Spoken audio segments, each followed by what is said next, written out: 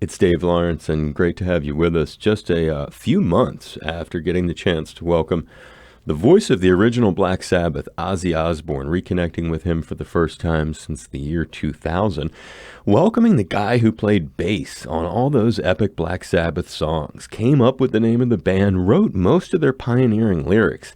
Think of War Pigs, Iron Man, Lord of this World, Electric Funeral, Solitude, Paranoid, and Into the Void, just to name a few.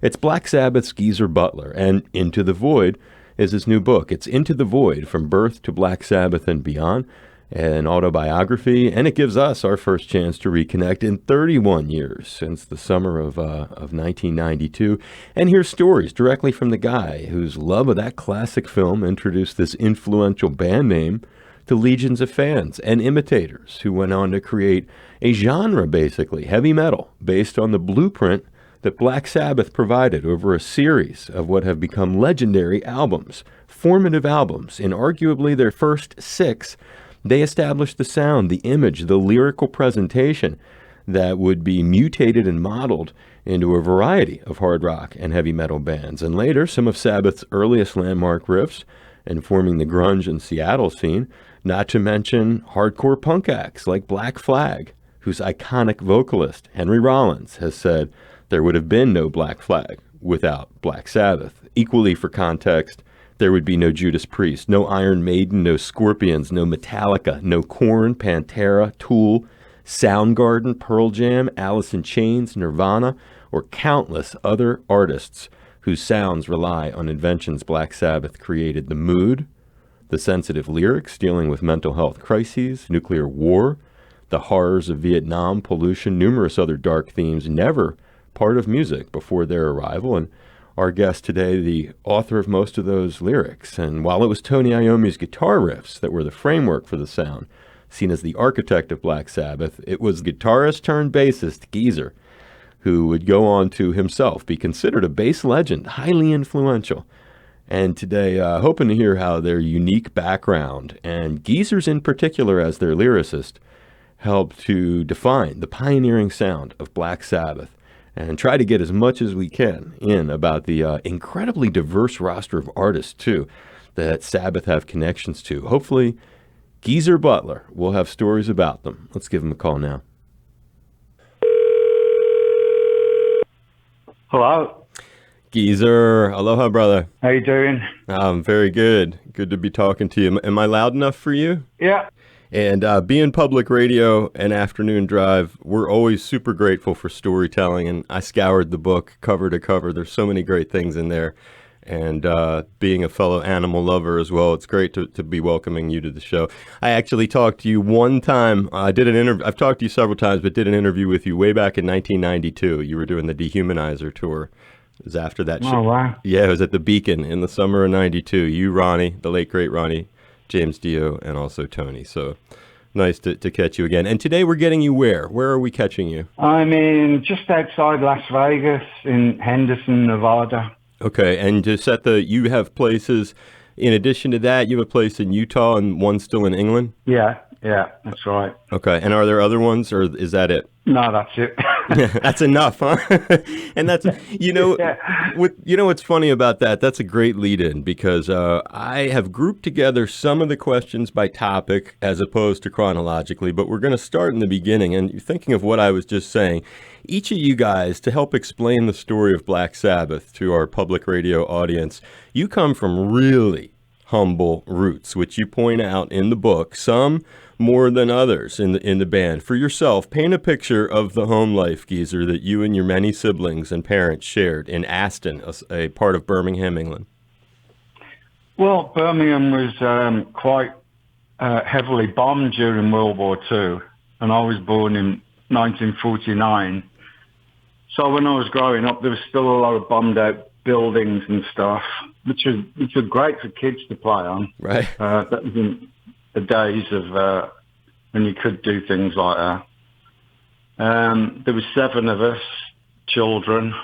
My mum and dad were from Dublin in Ireland, so they emigrated to England, where there was work for my father. And it was we didn't have much money, but you don't know any difference. So I loved growing up there, and there was a local football team called Aston Villa. It was a massive, big football team around that time, and that was just down the road from where I grew up. You were the youngest of the 7. Yeah, I was the youngest of the 7. And to paint a picture for most people today, describe when it comes to your home and something like most people take for granted, a bathroom, let's say, and what would be in it. Describe those facilities in your home. Well, we only had one cold water tap.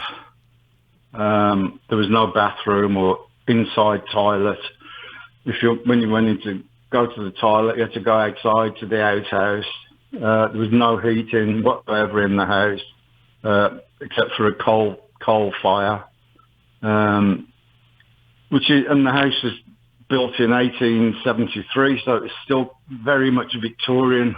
The big black coal burner in the living room provided the only heat in the house, and you had ovens on either side where you could prepare meals and stuff.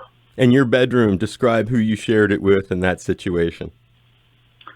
I shared it with my dad in the bedroom. He had a little bed, I had a little bed.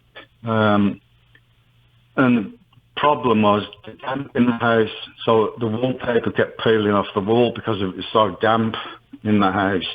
And we got plagued by bed bugs, which you could only get rid of with this chemical stuff called flit. And as I say in the book, the flit probably did me more harm than the bed bugs did. Right. And as for showers, that end of it, also fascinating. No shower, no bathroom or anything like that. We had a tin bath that was kept outside in the yard. And then every Friday and Saturday night, we'd bring the tin bath in. My mum would heat cold water up on the gas stove in the kitchen, and then pour that into the bath. And we'd all get in, well, not all together, but we'd individually get in the bath in front of the coal fire and have our Saturday night baths. It's such an incredible, you describe it so well for radio, which I'm really grateful for too, because storytelling is so important and descriptive stuff. And so similarly to yourself, and you put it well in the book, you say, we had it kind of rough. Describe OZZY's surroundings at home. He was basically the same as me. He lived like literally, I think it was 3 streets away from where I was born and lived.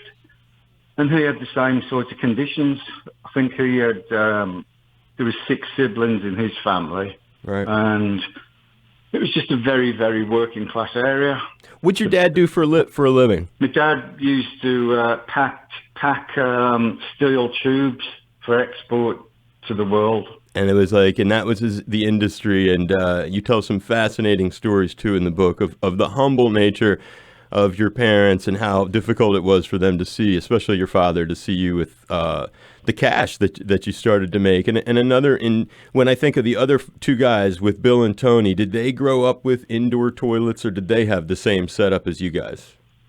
We basically all grew up in the same area with the same things. No bathrooms, no hot water, no heating in the house, and outside toilets. Well, it totally explains why you got places all over the world now, my brother. And yeah, they've all got baths and inside toilets. Right. I was going to guess they did. And you literally made your own first instrument. And Geezer starts playing guitar really only because they need somebody to play bass. He makes the switch, which is hard to believe considering how influential this guy is on the bass. But explain making your very first instrument. It was one Christmas. There was a guy called Lonnie Donegan in England. He used to play skiffle. It was like pre-rock and roll kind of thing. Around mid-50s to late, around 56, 57, that kind of thing. And the thing with the skiffle groups, the guitarist had it like a regular guitar, but the drummer used a washboard that he used to play like the rhythm on, and the bass player used a tea chest with a broom handle and a string to play the thing. So it was very rudimental. Yeah. And I took influence from that. And this Christmas, I had this very crude woodworking set for Christmas. And I made myself this really rough guitar with just elastic bands and stuff like that. Amazing how innovative, though, all of you really had to be. And I'm trying to paint a picture of the tough times and really the kind of environment that in some ways influenced their pioneering method of delivery, both with the lyrics and the music. You're also, Geezer, because there's so many ways, there's so many people listening who don't necessarily know the band, but would be so fascinated and perhaps endeared by aspects of your lifestyle. You are one of the early vegetarians in rock. Tell that story and sort of what age that happened at and how it connects to dear old Scamp. Well, I've always loved animals, and we always had animals in the house. We always had a dog around the house, and various cats. I found a tortoise one day, so I had a tortoise. There was goldfish, all kinds of stuff in the house. And this one day, I never really liked eating meat, and but my mum used to always put it on my plate, and it was always like the last piece that she had to feed 7 kids and my dad, so I always got the smallest piece of meat. And this one day I cut it open and blood came out of it, and I said, and I didn't know what meat was, and I said to my mum, "What? There's blood coming out of this thing that you've given me?" She said, "Yeah, it's meat from a cow." And I went, "What? It's from an animal?" And that was it. I was about 8 years old at the time, and that was it. I've never eaten meat since. It's 8 years old. He becomes a vegetarian, and what a powerful story. And sure enough, married to a woman who's also a strong animal advocate, and both of them use a lot of time to support creatures. But I was lucky that my mum didn't pressurise me into eating meat. She understood where I was coming from, so it always gave me vegetables. Right. No, that was cool. You're right that they accommodated you. You're saying, and didn't just say no. You're going to eat your meat. You know. Yeah. And your colorful name for outsiders and even for people who love the band. I never knew it until reading the book. Comes from your equally colorful brother Jimmy. And explain that and give a little context for the word's use in the general UK lexicon of the time, I guess. Well, geezer in England, especially in London, it's what men call each other. Hello, geezer, that kind of thing. And it's like another word for bloke, or in America it'd be dude or hey man kind of thing. They'd say, "All right, geezer," in London. And when my brother was in the army in the 50s, he was based with a lot of Cockneys from London. And so he picked up the accent.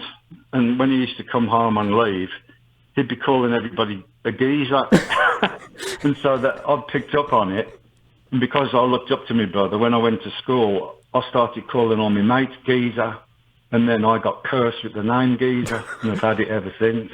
Because you called everyone else Geezer, they started calling you Geezer. Yeah. That's unbelievable. And you know what, Jimmy is an endearing character. There are many ways that your family come across very endearing. And Jimmy introduces you to a critical music figure. And I was hoping you could remember that story for us.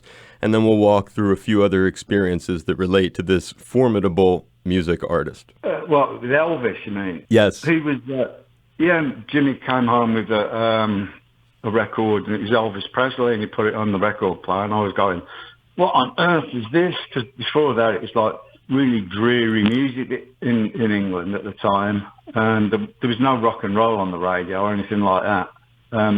So that was the first time I'd ever heard rock and roll, was when he put Elvis on, and it sort of completely opened my mind to music, because I didn't really think much of music at the time, until I heard Elvis, eventually the Beatles. Right, I was going to say that's a good lead-in to you were part of your own musical revolution, as you put it in the book. There's a story of the time that they did a TV broadcast in your neighborhood. Somebody else showed up at that too, even though you didn't know each other yet. Yeah, the Beatles, when they used to be played on this pirate radio station called Radio Luxembourg, and all my generation tuned into Radio Luxembourg. They didn't bother with BBC or anything like that. And so you'd hear the Beatles and all the new Mersey beat groups on this place called Radio Luxembourg. And eventually the Beatles appeared on, got a slot on TV in England, and the big TV station was actually based in Aston. Wow. So I went down to stand outside just to see the Beatles arrive, and there's like thousands of people there waiting to see the Beatles. And among that crowd was a Mr. Ozzy Osbourne. We talked about it like when we got together much later on in life, and talked about the day that we waited outside for a glimpse of the Beatles. Was he also, and I guess he was not in the crowd at the Odeon in Birmingham when you got to actually see the Beatles? Yeah, I mean, getting a ticket for the Beatles was like Charlie and the Chocolate Factory, golden chocolate bar kind of thing. It's like almost impossible. But I was lucky because the manageress of the Odeon cinema where the Beatles are performing, her daughter fancied me and wanted to go out with me and everything. And I sort of says, okay, I'll go on a date if you get me a Beatles ticket. And she got me a Beatles ticket from her mum, and I was able to go and see them in person. Unbelievable. And you saw so many great artists. And jumping back to that artist that Jimmy introduced you to, Elvis Presley, when it was in 1970 and you guys were first in the United States, Warner Brothers set you guys up to see Elvis at the LA Forum. Did you go? Yeah, of course, yeah. Describe that night out. Who went from the band? There was all of the band, and the Kinks were there as well. They went. So we were all sitting together watching Elvis. All of Sabbath. Yeah. And any impression? I'm assuming you didn't meet him. No meet and greet or anything. Oh no, because he was on a totally different level. Yeah. But it was like I always remember he stole one of the policeman's hats because the police were security at the front of the stage, and Elvis took one of the policeman's hats and put it on his head, and I just thought, there's only Elvis that could get away with doing that. And then as soon as he finished, it was true that this voice came on, Elvis has now left the building. That is amazing. And you're so lucky to see these two. I mean, right here, we've just talked about, you imagine how many people listening would be jealous to have seen either of the Beatles or Elvis. And jump again, January 27th, 1977, in Memphis, a Warner Brothers representative named Mike said Elvis liked Sabbath, and this guy Mike had worked for him. And then the next day, you, Ozzy, and a couple crew members took a little adventure to Graceland. Do you remember that? I didn't actually go. I think Ozzy went, but I didn't go. You didn't go, okay. But you remember that incident did take place? Yeah, I think Ozzy went, yeah. Isn't that wild? Elvis, and that's what the guy had said, that Elvis liked Sabbath. I'm not sure about that. Okay, you don't remember that part. No, that's cool. Well, it's understandable. Well, there's another formative band, though, that there's some mysteries that connect to your band that I was hoping to unwind. And one of those things is the connections to Led Zeppelin. And throughout Geezer's book, there are a ton, and we can't get into all of them. They begin when he was in Rare Breed before Sabbath and had Bonham. He was opening for a band that Bonham was in before Zeppelin. But one of the critical mysteries that connects Led Zeppelin and Black Sabbath, you write in your book that Black Sabbath opened for Led Zeppelin in 1971. And they were a pair of shows, Syracuse and Rochester, New York. It was September 10th and 11th, 1971. There is almost no documentation elsewhere of this, so your memories and storytelling are critical to this. So share how you remember absolutely 100% that this went down. I don't. I remember it was booked, but I don't think it ever happened. You don't know if it actually did? No, not that I can recall. Okay. I know it was definitely set up to do, but I just can't remember playing it. I really can't. Okay, because I studied and looked at all the reviews, and the reviews never mention a Sabbath. But flashing ahead, there's another thing, a lot of speculation about, so maybe you can clear this up equally. It was either 73 or 75. Some people say it was in 75. In your book, you say it was 73. Either way, three-quarters of Led Zeppelin made a visit to Black Sabbath in the studio. So I was hoping you could try to, like, because it's radio, if you can just try to remember that day in your mind and kind of walk us through what you remember happening, and then I'll ask some specific questions. I think it was a bit later on in the 70s, and because Robert Plant and John Bonham were in Birmingham anyway. Mm-hmm. They were sort of local to us, and we'd see them around Birmingham and stuff. And I think it was 75 or later, mm-hmm. and they came down to the studio at Morgan Studios in London, and we went in and had a jam. Who came down? You remember them walking in? Pardon? You remember them walking in the room? That had to be an impressive moment for you. Oh, yeah. We invited them down. They came round and we had a jam. And I think Tony told the engineer to absolutely no way can you record this session. So I don't know whether he ever did. But yeah, that happened. And what was Robert Plant doing during this? He was singing. Him and Ozzy were singing. Together, the two of them singing. Oh, yeah. Long Tall Sally, was that one of the songs you did?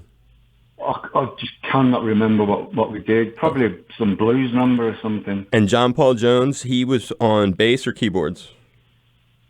Probably a bit of both.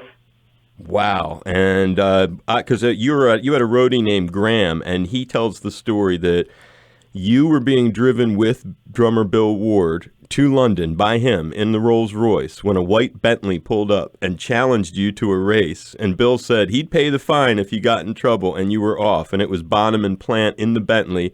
And Graham says that was the day that you guys invited them to the studio, and that night they showed up at the studio. Yeah, he's probably got a better memory of it than I have. But that sounds right to you.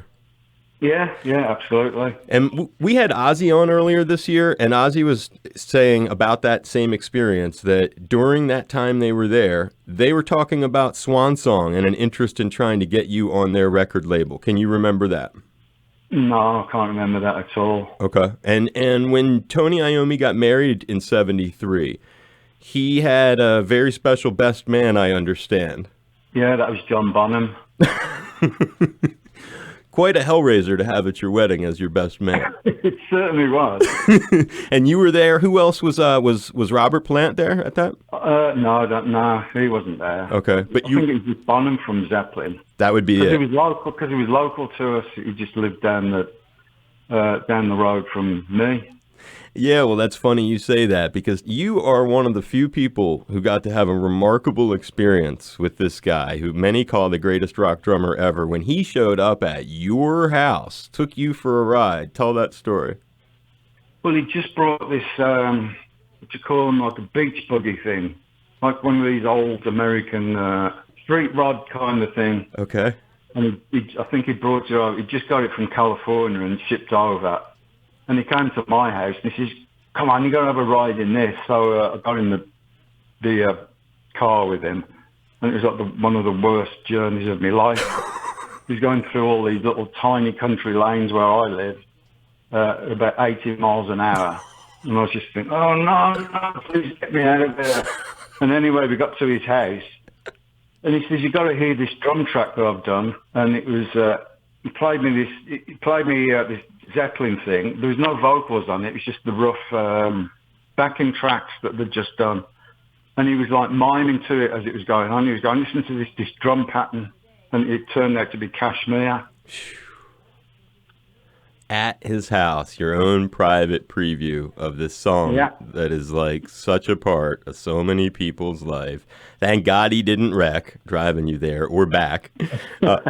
And his sister Deborah's been a guest on the show and spoke really fondly of you and how you guys have been buds after the original Sabbath era, I guess. But she told a great story of like you guys coming up to the family farm and riding like ATVs or something like that. Do you remember doing that, or were you not on that trip?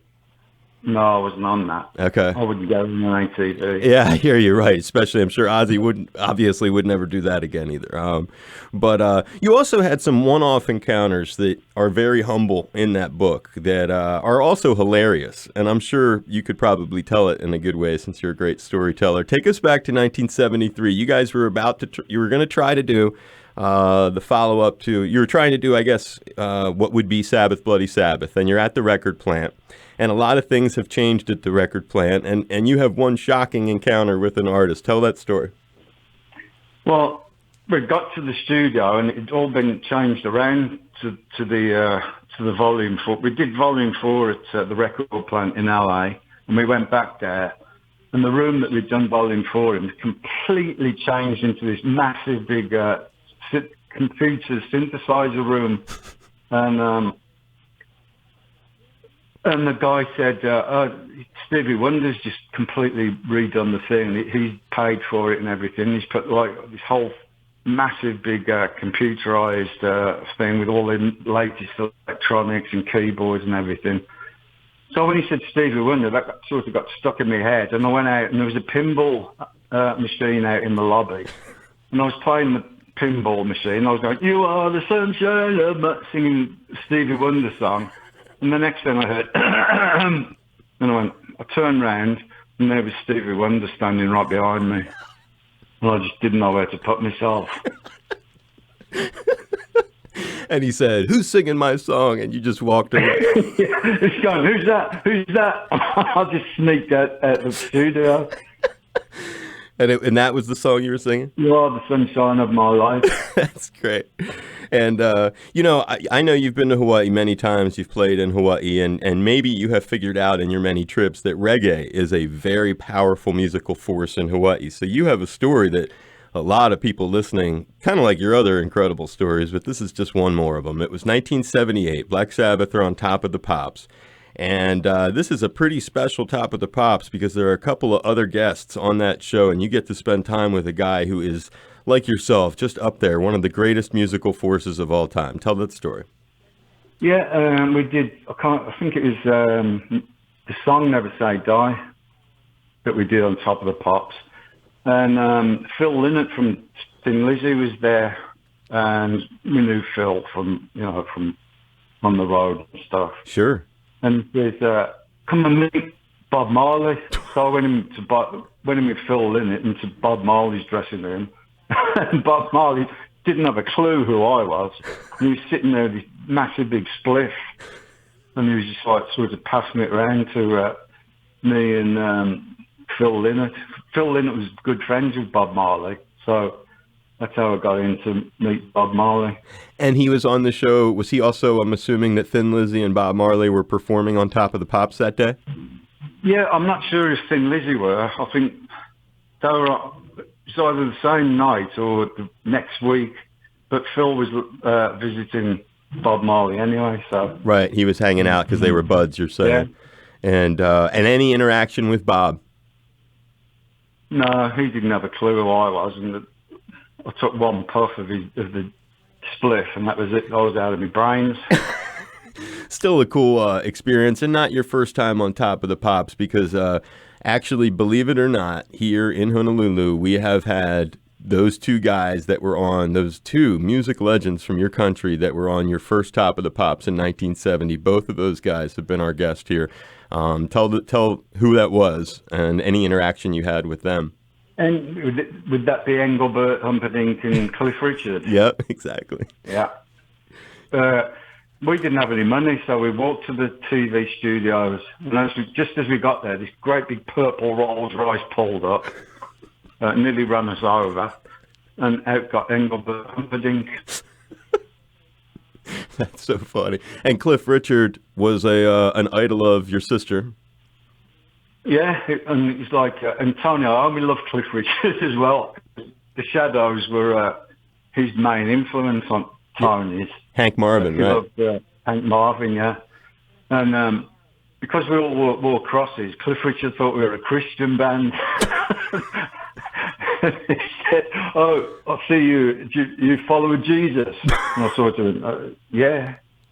That's unbelievable. These are the stories that make up the book, by the way. You get a chance to understand Sabbath in an entirely different way. And in fact, you're the guy that came up with not only the bulk of the groundbreaking lyrics, which would set you guys apart from every other artist. And basically, years later, a legion of imitators carried this stuff on and turned it into a so-called genre. But if you can remember that moment, as you were sitting there with the other guys, try to paint a picture of when that was and maybe looking at them when you made that suggestion, and it was a song, but you made the suggestion to go with that as a band name.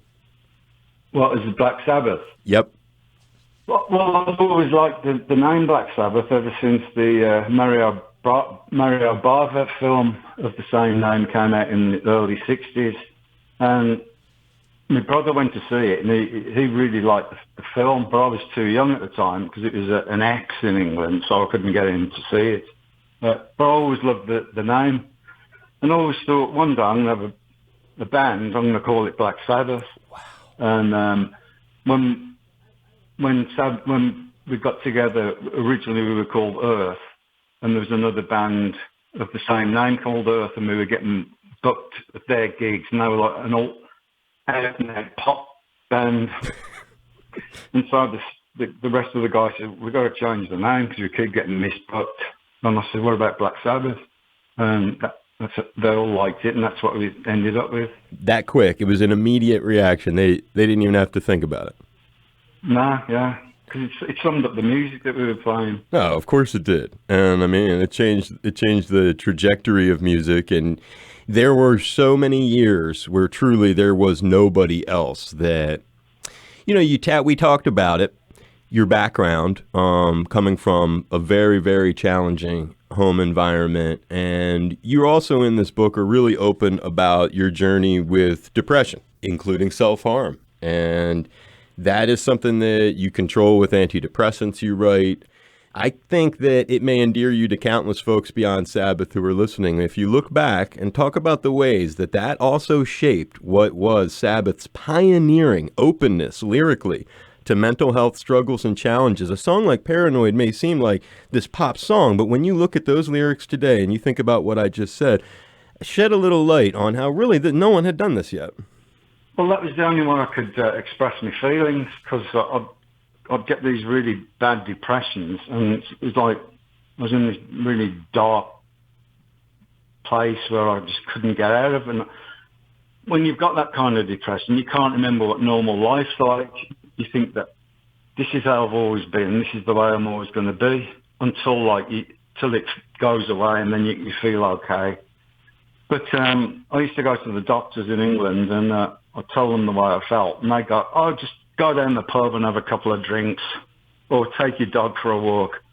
And I'd do that, and then nothing would happen. I'd still be depressed, and then I'd go back to the doctors and tell them, well, just snap out of it, that kind of thing. There was absolutely no help for me.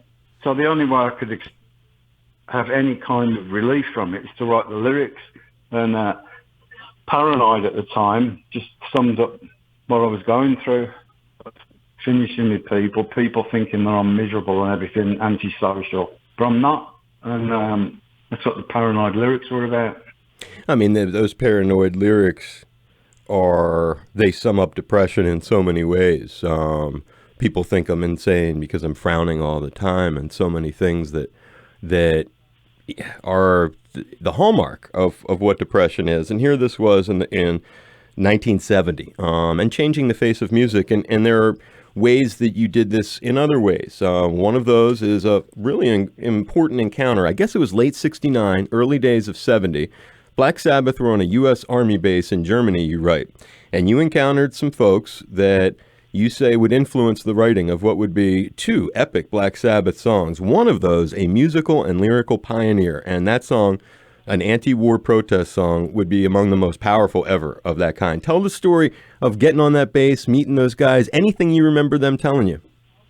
Well, we got to the gig and we got talking to the soldiers there, and what it was, it's this American Army base that was sort of a halfway house between Vietnam and going back to the States.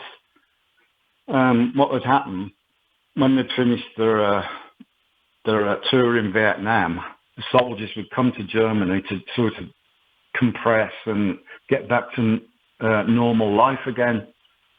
And they used to have like entertainment nights, and we were on one of them. And I got to talk to the soldiers, and they were telling me about the horrible things that they had to go through in Vietnam.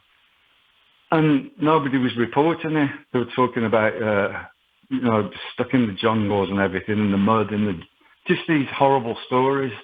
And I could see how it affected them.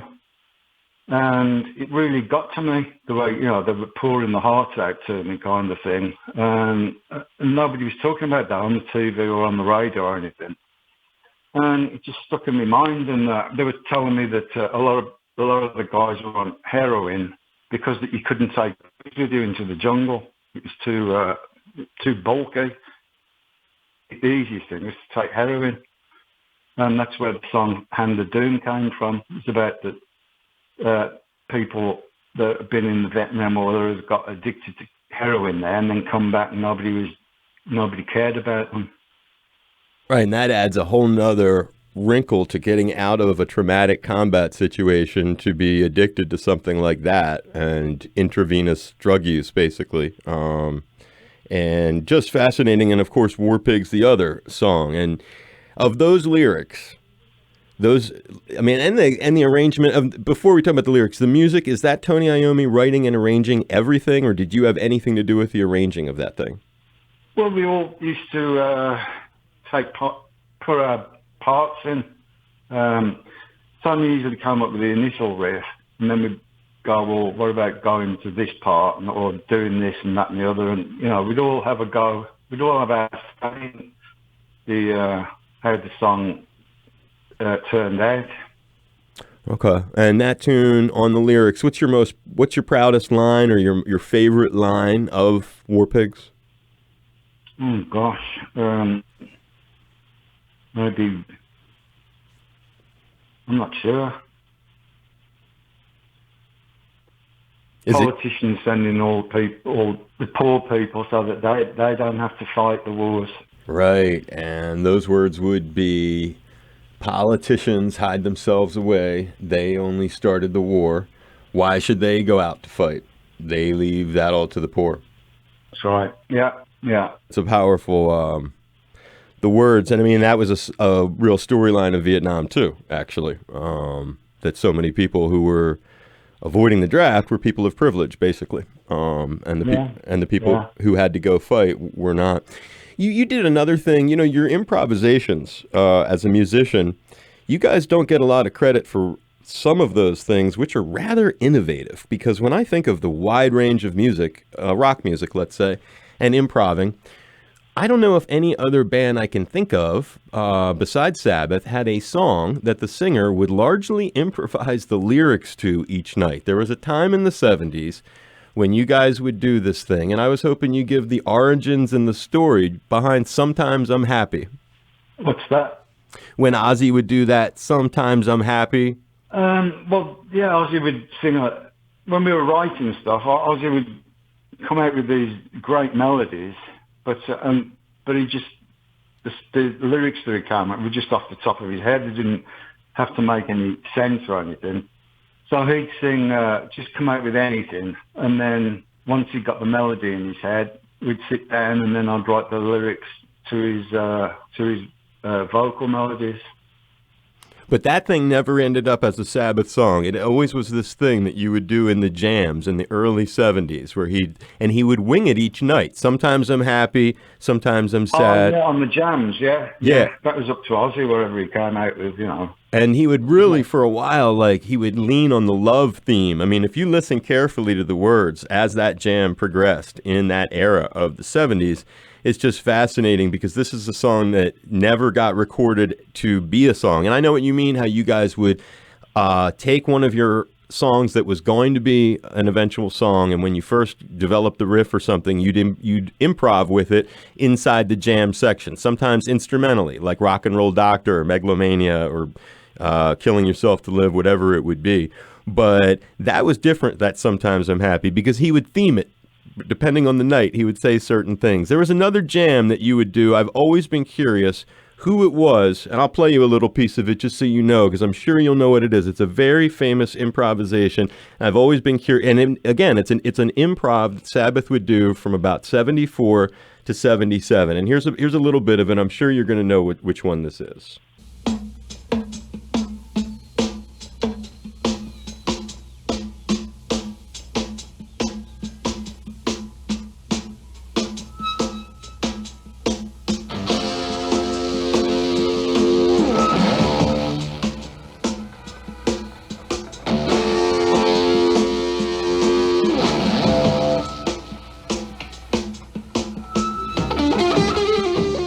That song, you know that, yeah? Yeah, but we used to change our jam. No two jams were ever the same. No, I know that. But that one had that epic, like, boom, boom, boom, boom, boom, boom. It would end with this crazy bass thing, and you'd improv around that basic structure, this funky sort of jam. You do remember that? Well, not off the top of my head, no. Wow, that's incredible. Probably from the days when we'd do 7 45-minute sets. Right. In the old in Germany and stuff like that, we'd have to do 7 45-minute sets, and we only had like 10 songs, so we used to jam like 6 of the sets.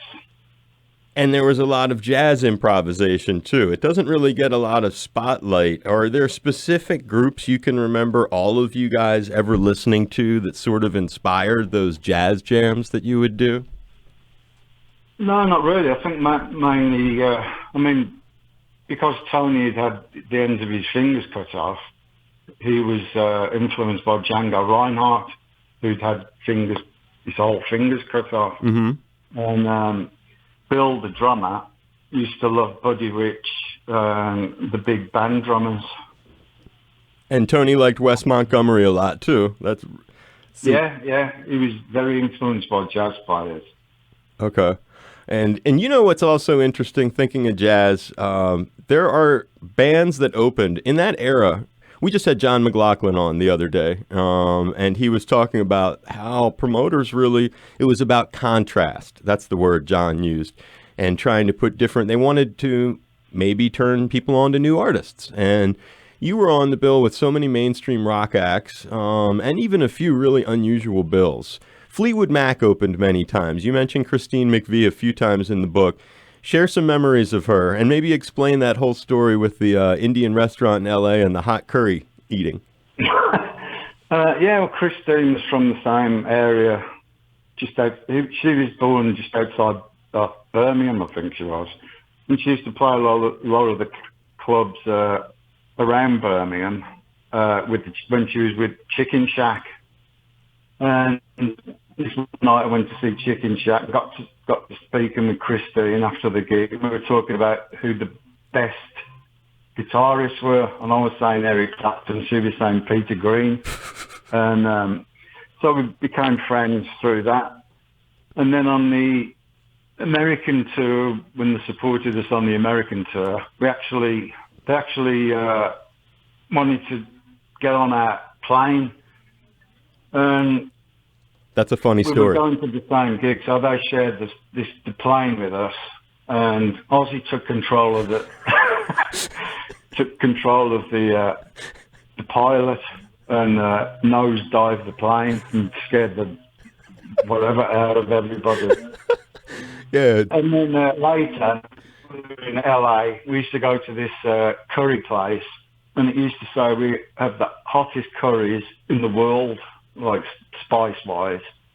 And we used to see Christine in there, and Tony got the record for this. It was like, he used to rate the curries by the heat up to 10. And Tony says, I want an 11. So I made him an 11, and he just about got it down. So Christine was there, and she said, I'll have a 12. and she was the only one that ever beat Tony eating the hottest curry. That's outrageous. That's in the 70s too, yeah? Mid-70s? Yeah, yeah. And speaking of Curry, and I mentioned him, in April 1977, John McLaughlin's Shakti, which was an acoustic Indian fusion band, and this is John McLaughlin from Mahavishnu Orchestra and Miles Davis. He opened for you in Germany. Do you have any memories of that? No, because we used to, the European festivals used to have all kinds of people on. I think one of them was, we went on with, we played this place and Chuck Berry was on there. Wow. And he refused to go on stage unless the promoter gave him twice as much money in cash. He sort of blackmailed the promoter. And so they used to have all kinds of bands on and different kinds of music and everything on the same stage. And this one place in Sicily, the Dutch Swing College Orchestra was on with us. And they got pelted with rocks and bottles and everything. Were you opening for Chuck Berry or was he opening for Sabbath? No, it was a festival, so there was all different kinds of... all day kind of thing. Yeah, it was all day. So I think we went on in the afternoon and that was it. So many bands, Peter Frampton, Bob Seger. And I mean, Seger was doing night moves to add context. There are great concert reviews. I was telling my boss about how different the world was in 1976. You read this positive review of the Sabbath show, and then at the end of it, the last paragraph talks about the opener. And they're like, and the opener for this show was Bob Seger and the Silver Bullet Band, and their big hit of the time was Night Moves, and the audience really cheered loudly for that. And it's just so wild when you think of Sabbath's audience and that mellow song and just how different the world was in 1976, that an audience could be like that. Well, the thing is, there was no other metal bands around. I mean, the closest was probably Deep Purple, and then like maybe mid-70s, Judas Priest were big in England, but not so much in America until later. So we go on tour and there's no other metal band to choose to support you. Right. Because there was no such thing at the time. So you get all these other great bands like Yes and Bob Seger, the Eagles at Cal Jam. the festival that we did. At Cal Jam. Cal Jam. Earth, Wind, and Fire at Cal Jam. Seals and Crofts. Yeah. All opened for you. Maybe. I think it was great to have so many different kinds of music. I couldn't agree more. I think it's an amazing thing. And I mean, these are guys who, some of them, Bob Seger went on to be such a huge artist too. And to think there he was touring. You didn't spend any time with Bob, did you? No. Yeah, it's how busy. Nothing to remember. You had an amazing guy who would talk about somebody who went on to be big later. 1970 in New Jersey, a band opened for you, and man, I can't believe the cat who was in that group. Yeah, that was, what were they called? Steel Mill. Steel Mill, yeah. That was our first tour of America. We finished the tour in New Jersey at this club, and supporting us with Cactus and Steel Mill, and the singer in Steel Mill was Bruce Springsteen. Unbelievable. And you can can you at all remember seeing him? Because he wasn't famous yet, but... No, because we were fighting the Cactus. Right, exactly. Yeah, you threw the guy, Tony punched the guy through the wall. Yeah, he punched the guy so hard that the guy went through the wall. Yeah, Tony had, there's a lot in this book that I've kind of left out just because of trying to reach as many people as possible. But one of the other artists, though, it's a very endearing, again, one of the endearing parts of this book that opens you up to so many people who wouldn't even expect it. 1978, everyone has heard probably that Van Halen had a role as an opener, big tour with Sabbath, a lot of people remember. But also on that tour, for several shows, a band that would go on to be a legendary influence in rock and more contemporary rock. And I'm talking about the Ramones. And explain when that first happened and your interactions with Joey and stuff. Well, we got the Ramones on tour with us. But unfortunately, punk wasn't very big in America. And people were like, if you liked metal or rock, you hated punk at the time. But we gave it a try anyway, and the Ramones supported us on some gigs. We liked what they were doing, but the audiences hated them. And the final place where they just said, okay, we've had enough now, we've got to leave this tour. The audience picked up the whole front row of chairs and threw it on stage at the Ramones. So the Ramones retaliated by playing the same song for 45 minutes. They kept playing the same 3-minute song. Who were you closest to? It sounds like Joey. Yeah, I think it was, yeah. Well, there's someone else you're really close to, and it was actually due to the disgusting nature of Black Sabbath's tour bus in 1978. And again, we're going to leave those details to people who pick up the book. But it is close to the end there, and you started flying between shows because you didn't want to be on the tour bus. And for fans of romance, talk about adding something to this story that's so different and is so endearing, and one of those kind of stories that you just can't believe really happened. Take us back to that magical day. Well, I got sick of going on the tour bus because it was so disgusting on there. So we had the next gig was St. Louis. So I said, okay, I'm just going to get a plane and fly. I'm just going to, regular flight to St. Louis. So I got on this TWA plane, got off in St. Louis, and there was Gloria, who was now my wife for 43 years. And I just looked at her and I just fell in love straight away. It was really strange. And I sort of followed her out the airport. She was picking a friend of hers up from whoever that was on my plane. And it was in the days when you just drove straight up to the airport and, got out your car and went in, before the terrorism and all that kind of stuff. Right. So her car was parked outside the airport next to my limousine. So I got in the limousine.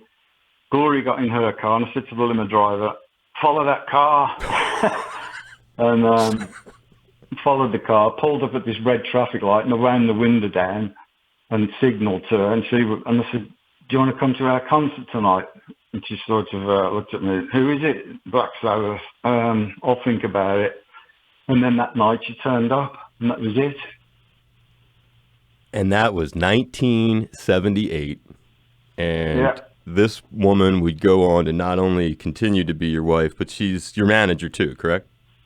Yeah, eventually, yeah. And the story, back to that cross, and you explain in your book how Sabbath really came to be associated with the cross. Geezer's lyrics were anti-black magic, anti-war. They promoted love. They promoted peace. And you can find them a fascinating endeavor to go through them. But you guys, according to your book, kind of wraps up why you're associated with the cross. You guys only started wearing them due to a warning from the king of the witches in England. Explain that. Yeah, he said, because of the name Black Sabbath, that they wanted us to one of their coven things that they get. And we said, no, we're nothing to do with black magic. And he says, well, I've had a word that they're going to put a curse on you, so you better start wearing crosses. And I've always worn a cross anyway, so everybody else, OZZY's dad made us all these crosses from aluminium that were all uniform crosses, so we all wore those. Do you still have the cross that OZZY's dad made for you? I have somewhere. God knows where it is, though. Wow. But it was something that you kept. I mean, and you say in your book, you had always worn a cross since childhood, but OZZY's dad did fashion us crosses from aluminum. We all wore and never stopped wearing for as long as Sabbath existed. Yeah, that's right. That's an amazing story and really says a lot about the band. You said it was quite a memory when OZZY first came over to your house. That's where we started, was at your house. So we'll end there. And you had seen the flyer that he had posted, that singer looking for a band with a PA that he had, and you had left a message for him at his house, and then he was responding. He came by your house. Tell us what happened. Well, yeah, he knocked on the door, and my brother answered the door, and he came in and he says, hey, there's something at the door for you. And I said, what do you mean something? And he says, you'll see. And I went to the door, and there was OZZY with his dad's working gown on, shaved head, chimney brush over his shoulder, no shoes on, and a sneaker on a dog leash. And I said, what do you want? I'm OZZY. And that was it. First meeting. And about meeting your parents. Yeah, he was. He liked his parents. He really did, because they were so clean and everything. They liked him, so it went well. It's great. I really, really do appreciate it. And it's great what you do for animals. I leave you with the thought, because I checked out your wife, man, she goes to bat for the animals online. It's incredible what she does. Pangolins, have you ever heard of a pangolin? Oh, of course, yeah. But they're killing a lot of them in the is it for Chinese or something? There you go. Yeah, like the rhino horn. And because we're in the Asia Pacific, we're sort of right on the border, as you know. So we cover a lot of those kinds of issues. And you kind of said it, so you know. I mean, one country, not everybody, very, very small group of people in that country. Pangolins, rhinos, elephants, they are right on the edge, and a lot of people do not know. And there's a lot of people trying to spread the word. I just encourage you, because I was looking at, Gloria every single day. She's just like pumping it up for this animal, that animal. It's heroic. I'm really grateful that you're that kind of cat. So I just encourage you, anything you can do, because as I scrolled through her Twitter thing, I never saw their name, pangolins, and they're really in trouble, man. Oh, that's disgusting. She just does such a amazing job putting animal stories out on her Twitter feed. And as if this story has not been inclusive and diverse enough for a rock band more associated with the cross than any other, you and OZZY end up marrying women with Jewish backgrounds. Well, I was brought up very strict Catholic, and I was, and like I said in the book, once you're a Catholic, you're always a Catholic. You can never get away from it. And Gloria's family, her mum was from Vienna. She escaped just before World War II, came to America. She was Jewish. And Gloria didn't really follow the faith so much. Her sisters really did. But, you know, she still associates herself with being Jewish. And it's nice. It's great that I respect her religion. She respects mine. And it's that's what a great thing to say, because OZZY, as people who listen to the interview, because we had a great talk about the same thing as you can imagine with OZZY, and OZZY talked about his Protestant background, and that's how he was raised. And yet, when you talk about how you guys, that never was an issue at all, considering the time and place back then, huh? You guys, it never even came up. No, nothing like that. Right. And do Bill and Tony, do they have Jewish wives? Bill does, but Bill does, but Tony, no. I don't know, my brother. Maybe the symbol should have been a Star of David. Geezer Butler. The book is Into the Void, From Birth to Black Sabbath and Beyond. Did you have fun talking today? Yeah, absolutely, yeah. I'm giving you a big high five. Thank you, Geezer, for doing this, brother. Cheers. All the best, then. You too. Take care. Aloha, brother. Bye.